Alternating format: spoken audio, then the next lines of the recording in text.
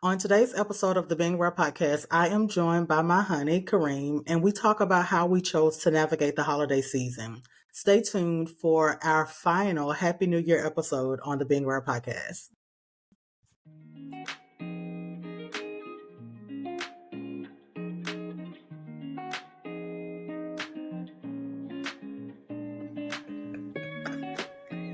Hey guys, welcome to another episode of the Being Rare podcast. This is our first episode of the 2024 year, so Happy New Year. Happy New Year. Not to be confused with years. It's not Happy New Year's, people. It's Happy New Year. Happy New Year. I'm gonna take my sound out just so I don't have that echo. All right. So of course the new year, we got a song. We got the New Year song. That was your cue. Happy New Year. And then it's an ad. One job.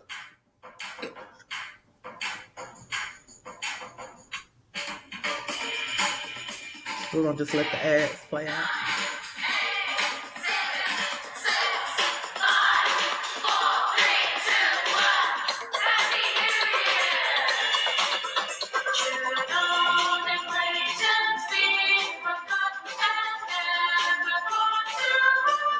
You remember Brian used to do these?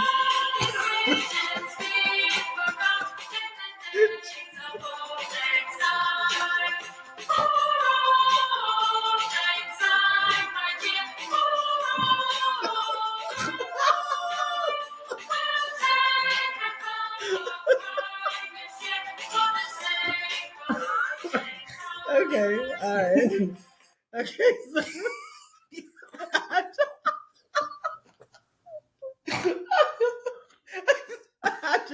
I just wanted to set the tone with. I just wanted to set the tone with this being the first. With this being the first episode of 2024, I wanted to set the tone. Now I have to say. I know that is the song that we play every year for the new year, but why is that? Like, do you have any idea? I know you researched it for a little bit at one time, or maybe you just learned looking at the lyrics. Yeah, I was checking the lyrics out at one point, but I can't say what the reason is behind that being Auld Lang Syne. Auld Lang Syne is the because we say old Lang Syne or something, yeah. Old Lang Syne. People in general, yeah, but it's Auld Lang Syne. I have correct pronunciation. Yeah, I have no idea why that's the New Year song, but I felt it means something. I forget. I looked it up once. It means something, but the meaning is in the lyrics of the song, if I'm not mistaken. And wow. Yeah. All right. So we are back on track. All right, guys. So it was a wild start. All right, guys. So welcome to the first episode of 2024. It has been a minute since I've actually recorded an episode. I think my last episode was back in November. Of course, it's uploaded on YouTube and wherever you stream your podcast. But we've had the holidays and it's just been really, really busy. Been really, really busy. Just some good things going on just in our lives and then with the foundation and the work that we do. I guess my first question to kind of start off this conversation after, just sitting down all of our silliness, we were tickled before we got started. So it was just, it made sense that it was going to carry over into the podcast just a little bit. Resolutions. Did you make any resolutions? No, that was a quick no. Yeah, I did not. Yeah. I thought about it, but just given it usually lasts at max of 3 days, right? Maybe a week. Right. I was like, nah, I'm not wasting my time. But I did try and refocus because I've been off for several days, so I tried to refocus on goals, not necessarily a new year, like personal resolution. Goals. Yes. So so like personal business goals. I did try and refocus on those because always trying to be better from day to day. So a new year, new me. People use cliches and stuff like that. I don't get into that traditions and stuff like that, but and I don't shun or kick anybody that does, obviously. But that's just not my thing. Like, right. But I do always try and stay focused on me and improvement and trying to be better day to day. So that's kind of where I stand on that.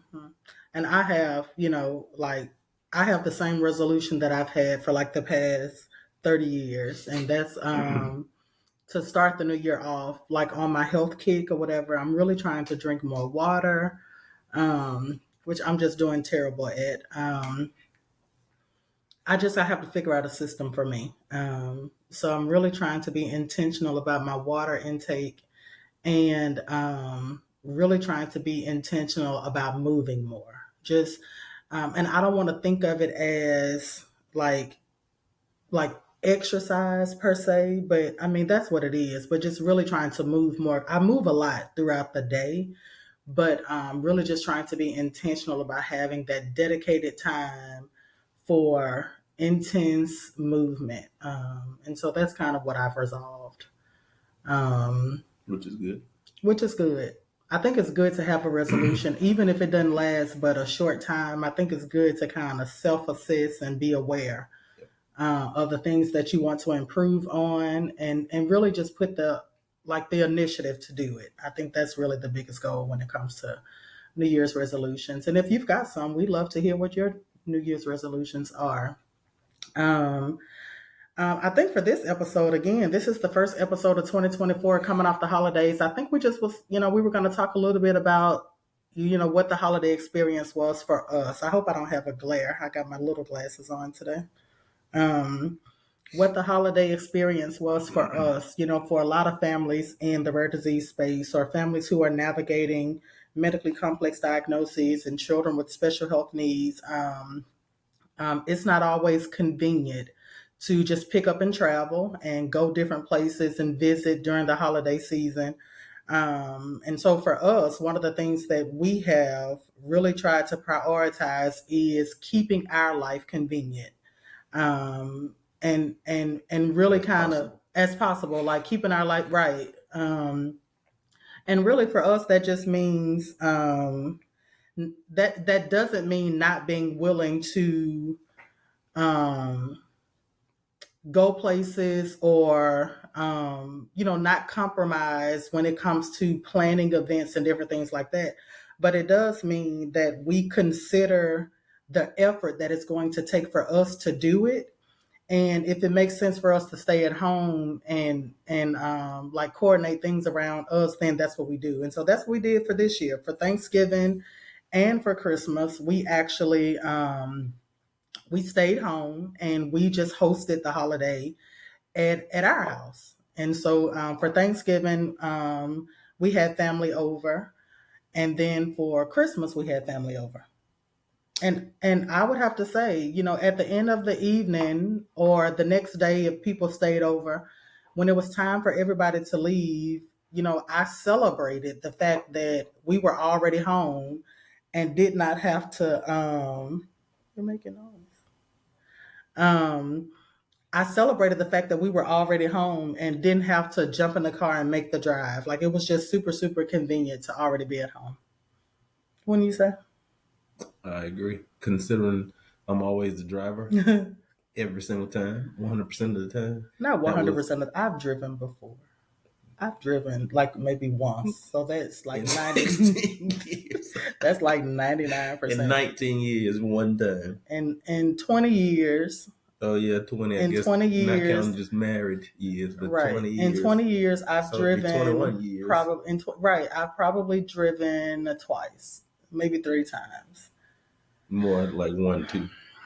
Either way, as the driver, 99.9% of the time, that was very comforting, knowing that I could walk to the door at the very most to the driveway, and wave, and hug, and then walk back to my sofa and sit down, versus having to make a 3.5-hour drive, right, or hour and a half, right? Drive. I mean, we've done our share. You know, was great. Yeah, we've done our share. I gotta say now, the flip side of that is, when you are hosting, all of the planning responsibility falls on you, and so that would be me. And so for Thanksgiving, for example, it was probably 12 people here. Mm-hmm. Probably 9, maybe 10, 11. Sorry. So, yeah, so like 11. Maybe 12. Maybe 12. Yeah. Okay, so it was probably about 11. So not a lot. Right at 12 people here. So for me, we are a family of 7, and our eldest kid does not live at home. He did not come for Thanksgiving, but we did have other family here. And with that, having those additional people, I wanted to make sure we had like enough food and all this kind of stuff. And like I prepared way too much. And so I think when you're hosting, trying to remove the burden of navigating your kiddo, for us, navigating Elijah and, all of his needs and different things that we have to make sure we have if we were to travel with him, especially if we were to stay overnight. Making the decision to host, it removed all of that, but it still added another layer of responsibility. Because, when you're hosting, at least for me, when I'm hosting, I want to be a good host. I want people to have a good time when they come. I want to have, things planned, and, I just want people to have a good time when they're here. And so I prepared way too much food, and even sending food away, I prepared way too much food. And and even though it was still a good visit and it was fun hosting it, the prep work was a lot. Like it wasn't a lot of prepping ahead of time. You know what I mean? It was a lot of prepping ahead of time, but you were prepping ahead of time with still a lot to do on the day of. You know what I'm saying? So that burden, if you will, was still there. And then for Christmas, we actually decided to do something different for Christmas. We are very, very non-traditional, I would say, or very unorthodox. Yeah, we shake things up often. And so for Christmas, we decided that we were going to do a Cajun Christmas.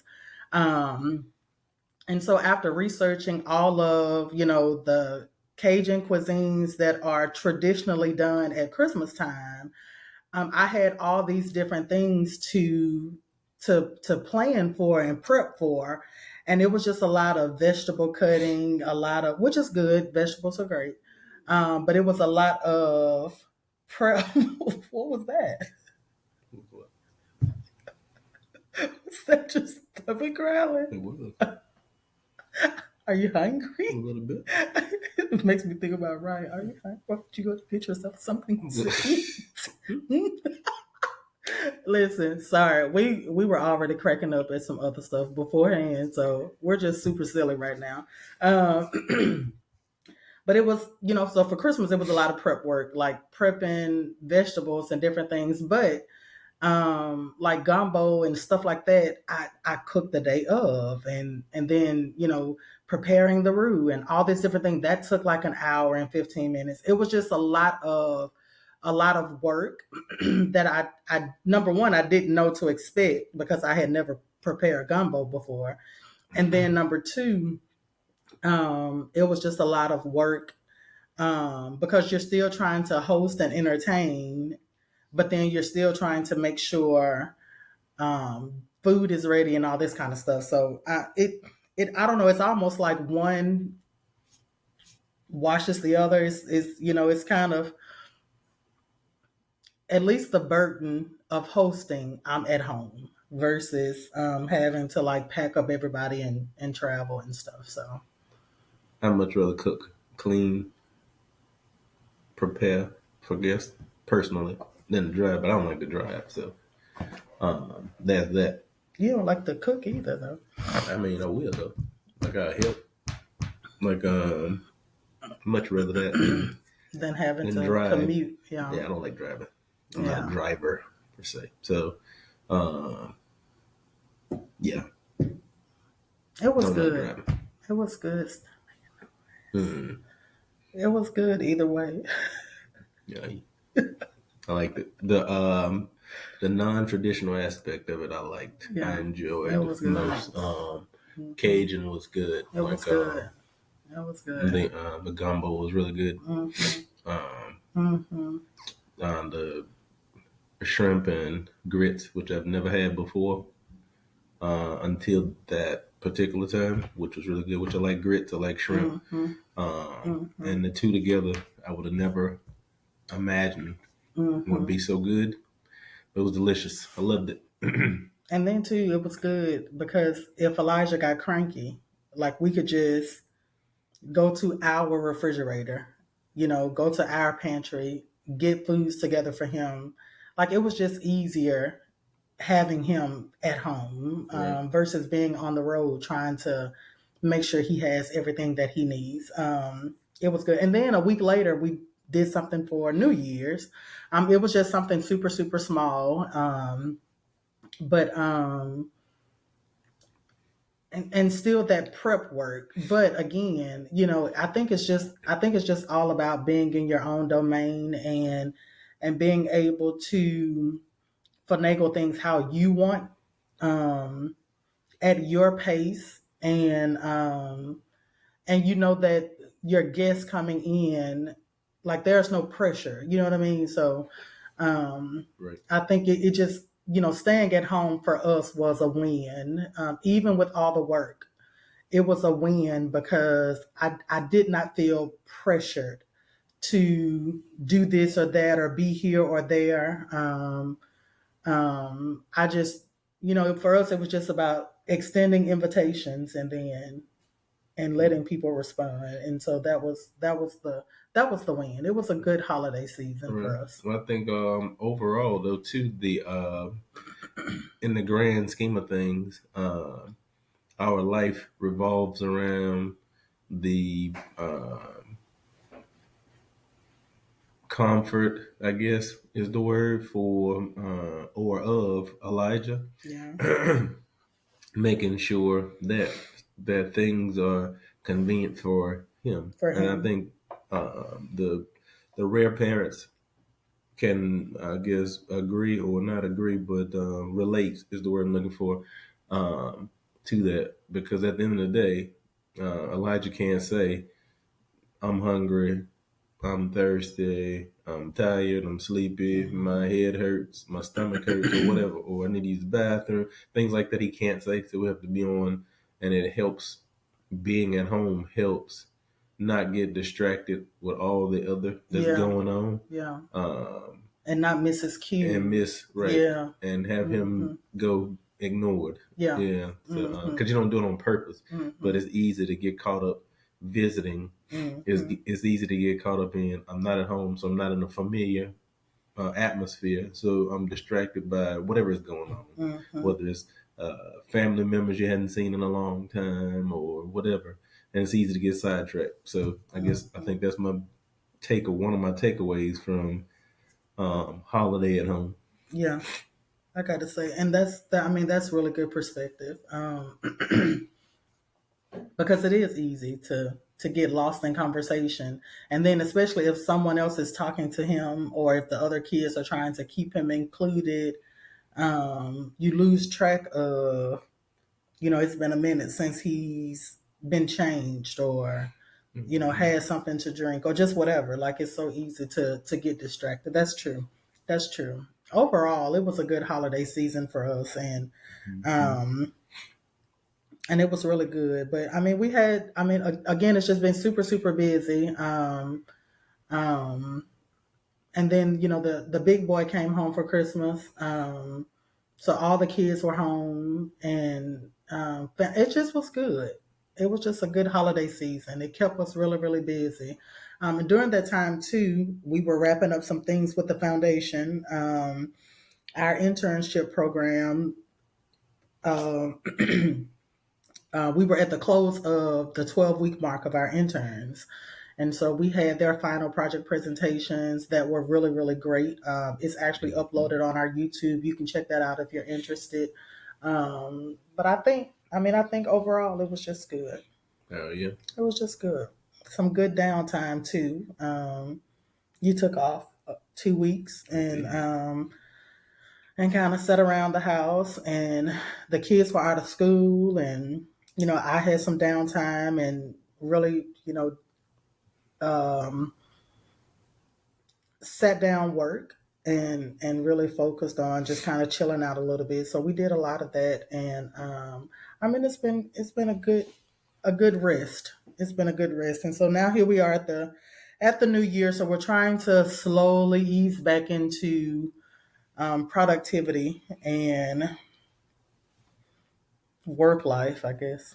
Mm-hmm. Work life balance. Because I wasn't able to figure out how to win the lottery without playing the lottery. That didn't work out. Right. It's a great thought, but yeah. My mom is really good about calling, saying the lottery is up to $814 million. Yeah. It's like, wow, that's a lot of money. And of course, Alabama didn't have the lottery. Yeah, we don't have the lottery here. Ironically, we're only about 30 minutes from Tennessee, maybe. Maybe 35 minutes from Tennessee state line. But yeah, I don't do the lottery either way, so it didn't matter really. Yeah, it's not a thing. Not a thing about it. Again, I don't criticize those that do. It's not my thing. Yeah. All right. Well, anything else for this New Year's 2024 first episode of the year episode? That was a mouthful.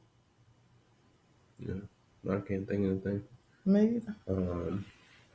I think that's talk about the holiday. Yeah, we had the Cajun Christmas. We actually had a Cajun holiday. We did because we had a traditional Thanksgiving. Yeah, Cajun Christmas, Cajun New Year's. Yeah, because we did the jambalaya for New Year. For the New Year, to bring the New Year, we did jambalaya, which was also good. It had some really good game plan too. We had played a really good game of Taboo. If you hadn't played Taboo before, it was good. I think it's a very underrated game. If you have not played it, it's more challenging than you would think, and it's also super fun. And make sure you got a good group of fun people to play it with too. Yeah. Like we had a blast doing that too. All right, guys, we are not going to keep you. Just wanted to jump on and say Happy New Year from the Being Rare podcast and the EB Foundation. Kareem and Sarita Edwards. As always, we enjoy spending time with you. We are trying to find our momentum, but again, I think I've shared before with you guys that when things get busy with the foundation, the podcast tends to take a back seat just because the foundation and the work that we do is truly my priority. But I'm glad you're here and wanted to come and say Happy New Year. If you haven't yet subscribed to the Being Rare podcast, please do so. You can find us on YouTube and wherever you stream your traditional podcast. To learn more about the work that we do at the foundation, check us out, the EW Foundation, ewefoundation.org, and follow the Being Rare podcast on social media. All right, guys, till the next episode, be rare.